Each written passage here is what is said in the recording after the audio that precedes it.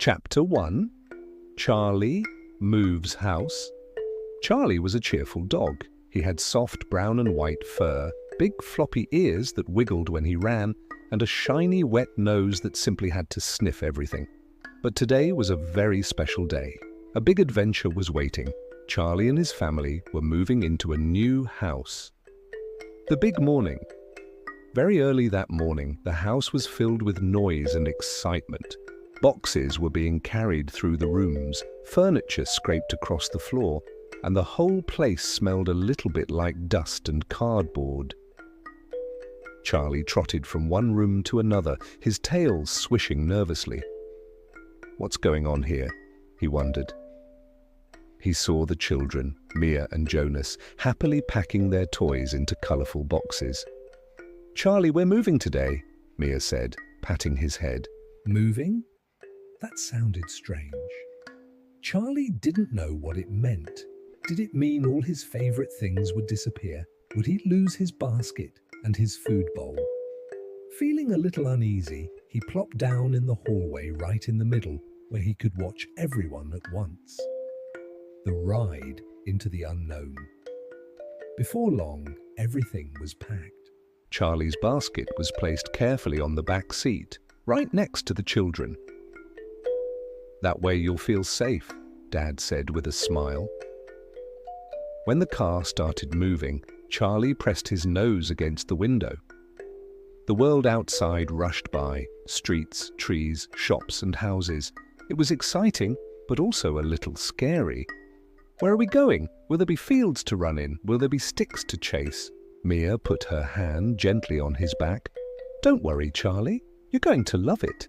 The new house. After a while, the car turned into a quiet little street. And there it was, a yellow house with a red roof and a big, beautiful garden. Charly leapt out of the car, tail wagging furiously. Grass, flowers, and an old apple tree standing proudly in the middle. He ran across the lawn, sniffing every blade of grass. He dug a little hole with his paws and gave a happy bark. "See, Charly, this is your new garden," Jonas called out. Charly's heart gave a little jump. Maybe this moving thing wasn't so bad after all. First, meetings. While the grown-ups carried boxes inside, Charly made his first discovery. Behind the garden fence sat a small grey cat with bright green eyes. She stared at him curiously. "Hello, who are you?" Charly asked politely. "My name is Mimi. I live next door," the cat replied with a purr. "And who are you?" "I'm Charly, and this is my new home," Charly said proudly. Mimi tilted her head.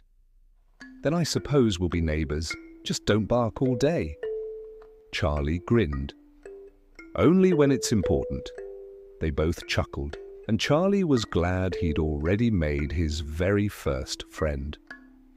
Adventures in the garden. As he explored further, Charly found a quiet little corner behind the apple tree. There were colourful flowers growing there, and something shiny between the roots. Curious, Charly pawed at the earth and pulled out an old key. A key? But to what? Excitedly, he carried it over to Mia and Jonas. "Look what Charly found!" Jonas exclaimed.